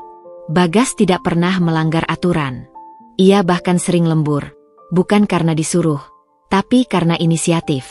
Namun, hati Aura masih terbelah. Apakah perubahan ini permanen? Atau hanya akting demi mendapatkan hartanya kembali? Sore itu, suasana di kantor mendadak tegang. Sirene darurat berbunyi nyaring. Sistem server utama perusahaan mengalami serangan ransomware masif. Seluruh data keuangan, kontrak klien, dan arsip penting terenkripsi, terancam hilang permanen jika perusahaan tidak membayar tebusan besar. Kepala IT, Tuan Dani, panik. Ia berlari ke ruang CEO, wajahnya pucat. Nyonya Aura, kita dalam bahaya besar. Semua data terkunci. Serangan ini sangat canggih. Kita tidak bisa memecahkan kodenya dalam waktu singkat. Lapor Tuan Dani, suaranya bergetar. Aura bangkit, namun tetap tenang. Tenang, Tuan Dani. Berapa lama kita punya waktu sebelum data hilang? 24 jam, Nyonya. Atau kita bayar tebusan. Jumlahnya sangat besar. Di tengah kepanikan manajemen yang berkumpul di ruang Aura, sebuah suara tenang terdengar dari ambang pintu.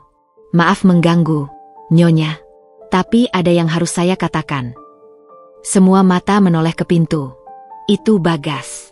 Kemeja kerjanya sedikit kotor, tapi tatapannya kembali tajam, seolah naluri CEO-nya yang lama telah bangkit. Tetapi kali ini, naluri itu melayani, bukan menguasai. Bagas, kenapa kau di sini? Ini urusan manajemen, kata Aura, setengah terkejut. Saya tahu, Nyonya. Tapi sebagai logistik, saya tahu di mana setiap berkas hard copy disimpan. Dan saya juga tahu, serangan ini bukan hanya tentang uang, tapi tentang kontrak emas dengan Global Nexus yang akan ditandatangani minggu depan, kata Bagas, langsung menusuk ke inti masalah. Semua orang terkejut, termasuk Aura. Kontrak itu sangat rahasia. Bagaimana kau tahu tentang Global Nexus? Tanya Aura. Saya ingat, dulu saya menyalin semua data penting ke hard drive cadangan dan menyimpannya di tempat yang sangat aman. Tujuannya dulu adalah untuk menjaga data dari mata-mata internal, Bu. Dan juga, Bu. Bagas menatap Aura. Saya mendesain sistem penyimpanan hard copy yang unik di logistik, yang hanya bisa dimengerti oleh saya dan Pak Bimo. Bagas melangkah masuk. Ia tidak meminta izin, tapi bertindak. Tuan Dani, tebusan itu jebakan. Jika kita membayar, mereka tahu kita lemah, dan mereka akan menyerang lagi. Kita tidak bisa mengandalkan soft copy sekarang. Kita harus segera mengambil hard copy dan mencari hard drive cadangan itu.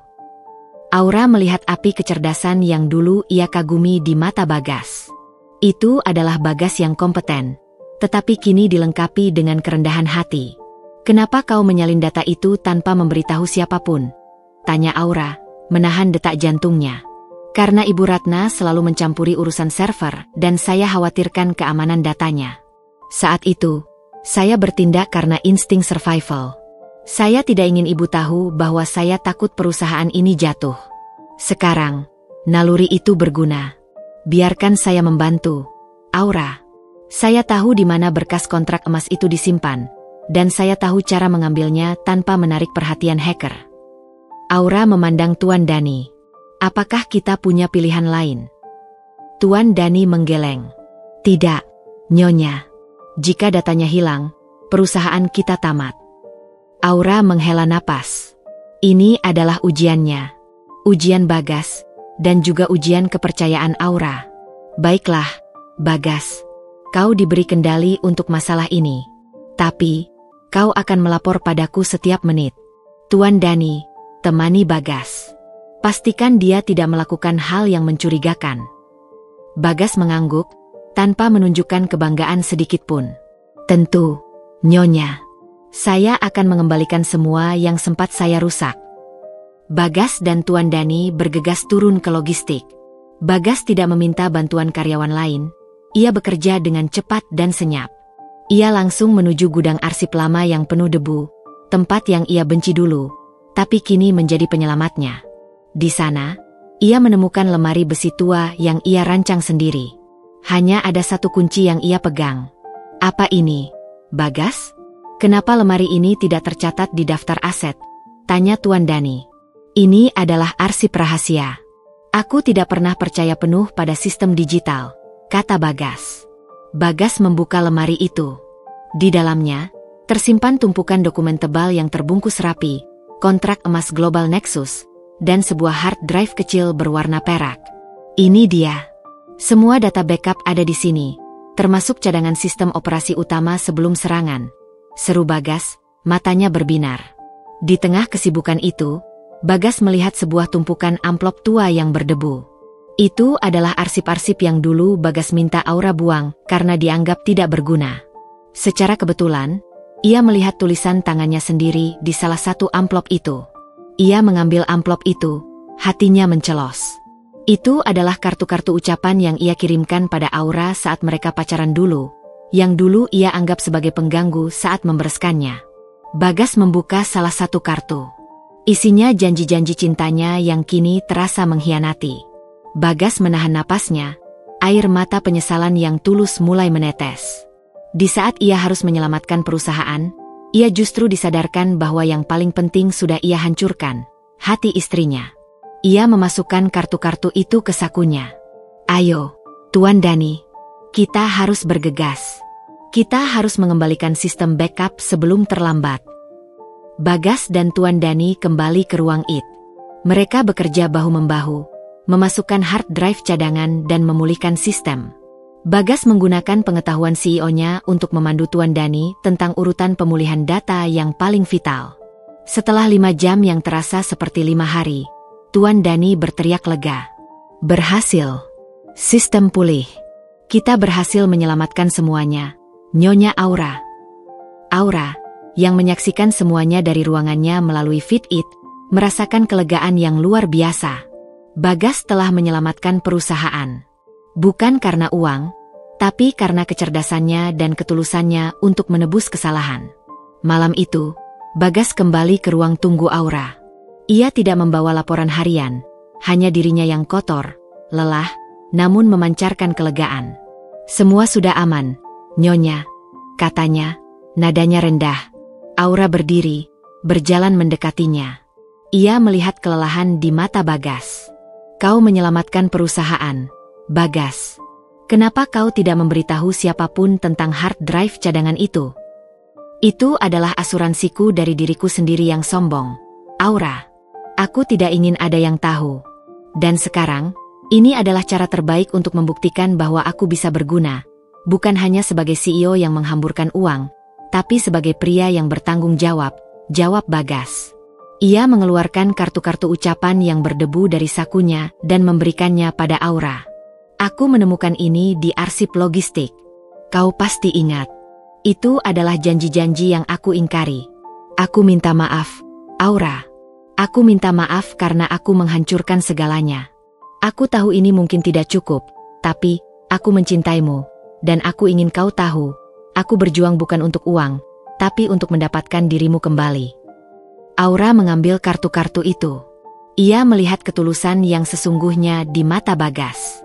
Penyesalan itu kini bukan lagi karena Bagas kehilangan status, tapi karena ia kehilangan cinta yang sejati.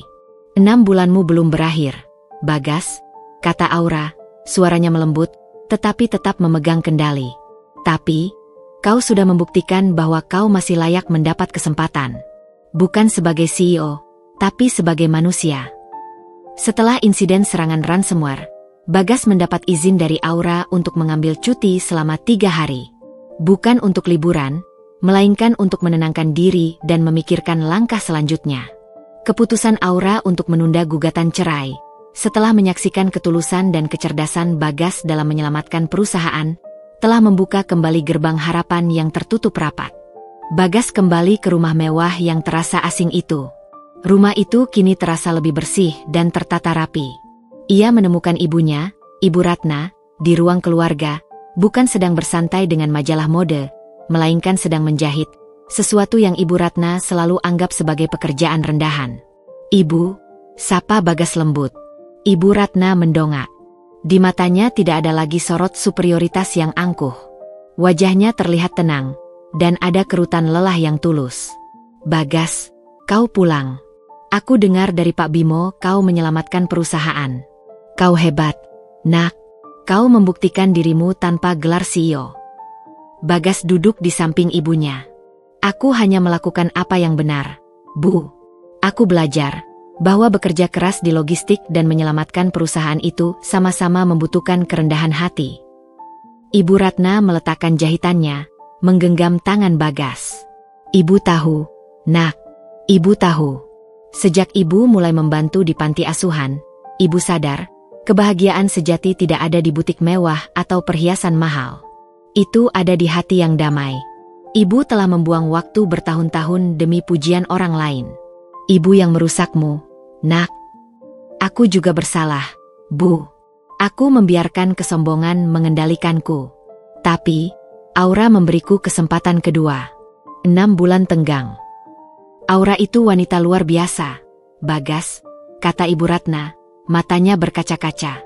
"Dia tidak hanya membeli perusahaanmu, dia membeli dirimu kembali. Dia menunjukkan padaku dan padamu, bahwa wanita yang kau hina adalah berlian yang paling langka. Ibu akan menemuinya, Bagas. Ibu akan meminta maaf padanya, sebagai ibu, bukan sebagai mertua yang sombong." 3 hari kemudian, Aura datang ke rumah itu. Ia datang tanpa pengawal, tanpa asisten, hanya seorang diri. Ia berjalan ke ruang makan yang menyimpan kenangan pahit penghinaan Ibu Ratna. Ibu Ratna sudah menunggunya. Ia berdiri, tidak dengan angkuh, tetapi dengan kerendahan hati yang tulus. "Aura, nak," panggil Ibu Ratna, suaranya parau. Ia tidak bisa menahan air matanya. "Maafkan Ibu. Maafkan semua kata-kata Ibu yang jahat. Ibu dibutakan. Ibu terlalu mencintai status dan menganggapmu tidak setara dengan kami. Ibu merendahkanmu di depan banyak orang. Itu adalah kesalahan terbesar dalam hidup Ibu." Ibu Ratna berjalan mendekat dan memeluk Aura. Pelukan itu bukan pelukan mertua yang posesif, melainkan pelukan penyesalan seorang ibu. "Aku sudah memaafkan Ibu, Bu Ratna," kata Aura, membalas pelukan itu. Air mata Aura menetes. Bukan air mata kesedihan, melainkan air mata lega. "Luka di hati saya tidak bisa disembuhkan semalam, tapi saya melihat Ibu berubah. Dan itu yang terpenting." Setelah pelukan yang mengharukan itu, Bagas masuk. Ia memegang sebuah kotak kayu kecil. "Aku senang kalian sudah berbaikan," kata Bagas, kemudian menoleh pada Aura. "Aura, aku tahu, insiden ransomware itu tidak menghapus semua kesalahanku. Tapi aku harap, itu membuktikan bahwa aku masih bisa menjadi pria yang berharga." "Kau sudah membuktikan dirimu, Bagas," kata Aura, menatapnya dengan lembut. "Kau membuktikan bahwa kau bisa berdiri di atas keringatmu sendiri. Aku membatalkan gugatan cerai yang sudah kumasukkan." Wajah Bagas bersinar. "Terima kasih, Aura. Aku janji, aku akan menjadi suami yang terbaik." "Tunggu dulu, Bagas," potong Aura. Ia mengambil napas dalam-dalam. "Aku membatalkan gugatan cerai, tapi aku tidak ingin kembali ke pernikahan yang sama. Aku tidak ingin kembali ke pernikahan di mana aku harus menyembunyikan identitasku dan dihina. Aku ingin kita memulai babak baru, dengan kesetaraan dan saling menghargai." Bagas mengangguk cepat. "Aku setuju. Apapun yang kau inginkan." Aura mengulurkan tangan. "Aku punya syarat. Aku akan menyerahkan kembali jabatan CEO padamu. Perusahaan itu butuh pemimpin seperti dirimu yang cerdas, tapi kini dengan hati yang baru. Tapi, Phoenix Corp akan tetap menjadi pemegang saham mayoritas 51%. Artinya, jika kau kembali ke sifat lamamu, aku akan mencopotmu tanpa ragu." "Aku terima, Aura. Aku akan menjadi CEO MU, dan aku akan menjadi suamimu yang jujur," janji Bagas. Bagas membuka kotak kayu kecil yang ia bawa. Di dalamnya, bukan perhiasan mahal, melainkan sebuah kontrak pernikahan baru, yang ia tulis tangan sendiri. "Ini adalah perjanjian pernikahan yang baru, Aura. Tertulis di sini, Aku, Bagas Setio, berjanji akan menghargai istriku, Aura Sasmita, setara dengan diriku. Tidak akan ada lagi penghinaan dari ibu, tidak ada lagi kebohongan, dan yang paling penting, tertulis bahwa Aura adalah wanita karir yang bebas menentukan perannya sendiri, baik di rumah maupun di perusahaan. Aku tidak butuh tanda tangan pengacara. Aku hanya butuh tanda tangan hatimu, kata Bagas, matanya penuh cinta yang tulus dan ditebus. Aura tidak bisa menahan senyumnya. Ini adalah yang paling ia inginkan. Bukan harta, tapi pengakuan. Aku setuju, Bagas, kata Aura, mengambil pulpen. Ia menandatangani perjanjian itu, bukan dengan rasa terpaksa, melainkan dengan air mata kebahagiaan. Terima kasih, Aura. Kau telah memberiku kehidupan yang baru, bisik Bagas, mencium keningnya. Melihat adegan itu, Ibu Ratna tersenyum bahagia. Ia akhirnya melihat putranya mendapatkan kebahagiaan sejati. Aura memandang ke arah Ibu Ratna dan Bagas. Mulai sekarang, kita adalah keluarga yang baru. Keluarga yang dibangun di atas kejujuran. Aku akan kembali ke penthouse malam ini. Aku akan kembali ke rumah ini besok, sebagai istrimu, bukan sebagai tamu lagi. Bagas mengangguk. Ia tahu, ia harus memberikan Aura waktu untuk kembali sepenuhnya. Hubungan mereka kini adalah benih yang harus dirawat dengan sangat hati-hati. Aura bangkit. Ia mengambil liontin kunci kecil yang dulu diberikan Bagas. Ia melihat Bagas dan Ibu Ratna yang kini terlihat tulus. Ia tahu, ia telah memenangkan pertempuran. Bukan hanya di papan catur perusahaan, tapi di medan perang hati. Waktu adalah penyembuh luka yang jujur. 6 bulan setelah penandatanganan, perjanjian pernikahan baru, rumah mewah itu benar-benar terasa berbeda. Dingin yang dulu menyelubungi telah digantikan oleh kehangatan dan rasa memiliki. Aura kembali sepenuhnya ke rumah itu, bukan lagi sebagai istri yang pasrah, tetapi sebagai partner yang setara. Ia tetap menjalankan peran ganda, CEO Phoenix Corp yang disegani, sekaligus istri bagi Bagas. Pagi itu, di ruang makan yang sama, aroma kopi Gayo kembali tercium. Kali ini, Bagas yang menyiapkan. Ia belajar dari nol cara menyeduh kopi yang sempurna, dan itu menjadi ritual paginya. Kopi Gayo, spesial untuk nyonya CEO yang paling sibuk, kata Bagas, meletakkan cangkir di hadapan Aura. Aura tersenyum, senyum yang mencapai matanya, tulus dan penuh cinta. Ia mengenakan blazer elegan dan terlihat siap menaklukkan dunia. Terima kasih, Tuan CEO. Kau sudah semakin mahir. Kopi ini sempurna. Bagas kini menjabat kembali sebagai CEO PT Adijaya, tetapi dengan kendali penuh dari Aura. Ia memimpin dengan kerendahan hati yang baru. Ia tidak lagi sombong, sering turun ke lantai logistik, menyapa Pak Bimo, dan mendengarkan keluh kesah stafnya. Aku harus berangkat pagi ini. Ada meeting penting dengan klien dari Timur Tengah. Semoga sukses dengan deal perusahaanmu hari ini, ujar Bagas, mencium kening Aura dengan tulus. Sebuah gestur yang kini terasa mahal dan berharga. Kau juga sukses.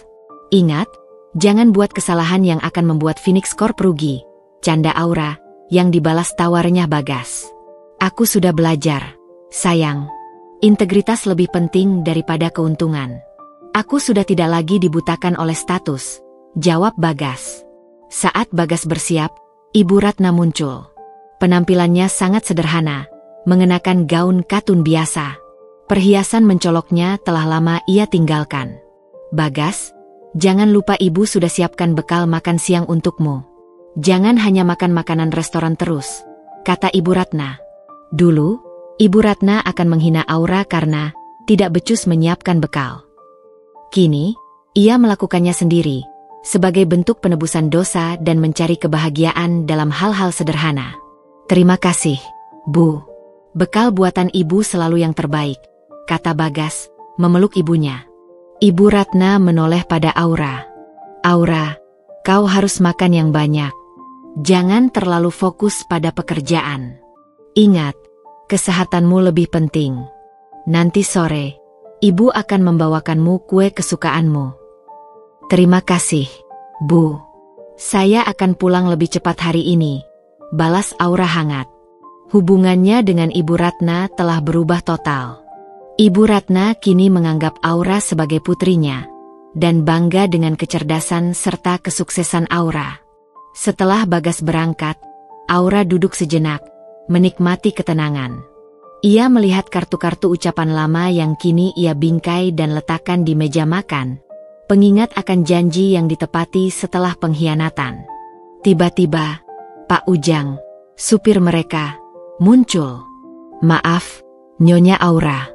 Ada telepon penting dari Amerika. CEO Global Dynamics ingin bicara langsung dengan Anda mengenai akuisisi terbaru." Aura segera berdiri, auranya kembali berubah menjadi CEO yang berkuasa. Ia mengambil tasnya. "Sambungkan padaku di mobil, Pak Ujang. Pagi ini sepertinya akan sangat menarik." Aura melangkah keluar, menjalani kehidupan yang telah ia perjuangkan. Ia adalah wanita yang sukses, berkuasa, dan yang paling penting, dihargai. Ia tidak lagi harus bersembunyi di balik bayangan Bagas. Sore harinya, Bagas pulang lebih awal, wajahnya cerah. Ia langsung menuju dapur dan melihat Ibu Ratna sedang menata kue di meja.